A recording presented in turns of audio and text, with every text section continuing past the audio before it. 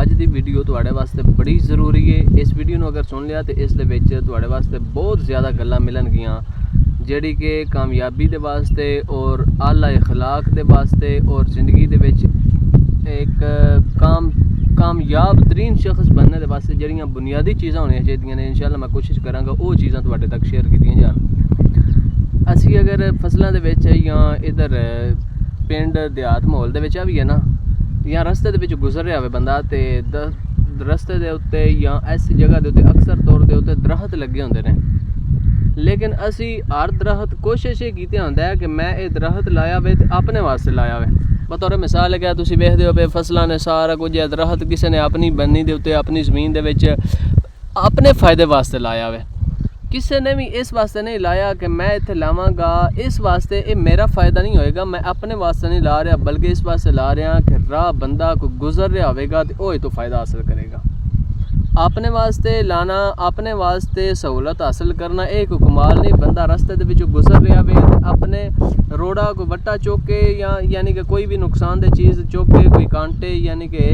ये चुक के चीज़ां हटा दिंदा बंदा। क्यों पूछे जी क्यों? इस वास्ते कि दोबारा इतों ना गुजरे, इतों दोबारा ठुड्डा मैनू ना लगे ये कोई चीज़ कमाल नहीं कि मैं अपने वास्ते हटा रहा कि मैनू इतों ठुड्डा ना लगे, बल्कि ये कमाल है कि इस वास्ते हटाना कि इतों मैं तो गुजर गया, मैंने तो ठुड्डा लगना सी लग गया, मैंने तो इतने कंडा चुभना सी चुभ गया, पिछों जड़ा को मेरा मुसलमान भरा आना है उन्होंने ठुड्डा ना लगे, उन्होंने तकलीफ ना होवे। किदे वास्ते करना, किसी होर वास्ते करना, इंसानियत वास्ते करना, ये असल कमाल है। और ये कमाल अगर कोई बंदा करता है ना तो रसूल अकरम सल्लल्लाहु अलैहि वसल्लम आपने इरशाद फरमाया, आपने फरमाया कि अगर कोई बंदा जितना चिर किसी मुसलमान भरा की मदद करता रहिंदा है, फरमाया कि उदों तक रब्बे जुल जलाल उस बंदे की मदद करता रहिंदा। बतौर मिसाल है कि जिस वेले बंदा किसी वास्ते चंगा हर वेले सोचता रहेगा ना, समझो कि मैं इत्थे लोगों वास्ते चंगा पे सोचना, तो फरमाया कि रब्बे जुल जलाल उस वेले जितनी देर तक तुसी दूजियां दी भलाई दे बारे सोचते रहोगे, रब तुहाडे बारे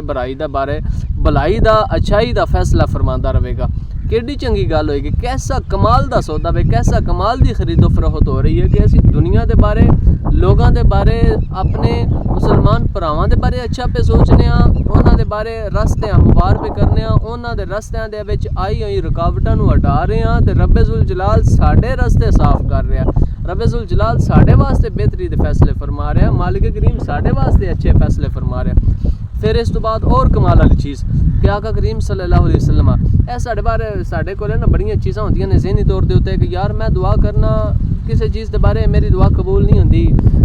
रसूल अकरम सल्लल्लाहु अलैहि वसल्लम आपने इस बारे भी इरशाद फरमाया, आपने फरमाया कि जदों तुसी किसी मुसलमान भरा दे वास्ते दुआ करते रहंदे हो ना, गैबी तौर दे उत्ते कोई मुसलमान भरा है तुहाडे कोले मौजूद नहीं है, तुसी उस दे वास्ते दुआ मांग रहे हो, मालिक सारी उम्मत मुसलमानों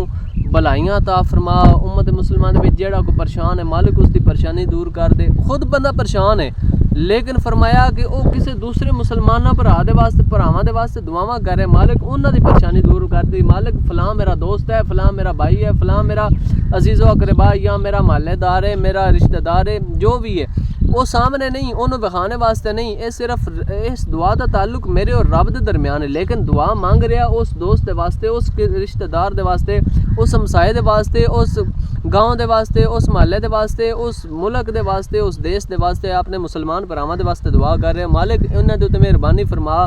फलां बंदा परेशान है ओदी मालिक परेशानी दूर कर दे, मालिक फलां बंदा बे औलाद है उन्होंने औलाद अता फरमा, फलां बंदा जड़ा बेरोज़गार है उन्होंने रोज़गार अता फरमा। फरमाया कि जिस वेले तक गैबी तौर दे उत्ते तुसी किसे वास्ते दुआ कर रहे होंदे हो ना, फरमाया रब्बे जुल जलाल एक तुहाडी जगह दे उत्ते एक फरिश्ता पैदा फरमा दिंदा है जेड़ा तुहाडे वास्ते दुआ कर रहा होंदा। मालिक जे कुछ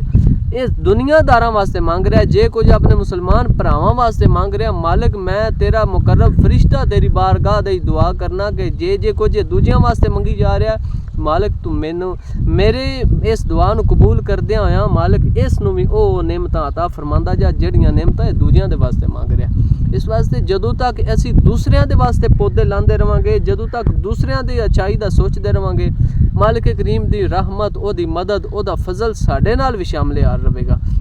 इस वास्ते कि कोई पौधा लाना है, कोई दरख्त लाना है, कोई भी चीज़ लानी है, कोई भी कदम उठाना है, वो अपने वास्ते करना एक कमाल नहीं। फरमाया कि दूसरे दे वास्ते करोगे, दूसरी इंसानियत दे वास्ते करोगे तो ये कमाल है। और ये कमाल ही इंसान नू इस फर्श तो अरश करीम दी बारगाह तक मकबूलियत और कुर्बे इलाही दा जरिया बना सकता है। इस वास्ते इन सारियां चीज़ों को शामिल रखना है। और मैं कोशिश करांगा कि तुहानू ये चीज़ बड़ी अच्छी लगी होगी। अगर ये चीज़ अच्छी लगी है तो कमेंट में ज़रूर इसका इज़हार ख्याल करना है। इंशाअल्लाह नेक्स्ट वीडियो मुलाकात होएगी। शुक्रिया, अस्सलाम वालेकुम।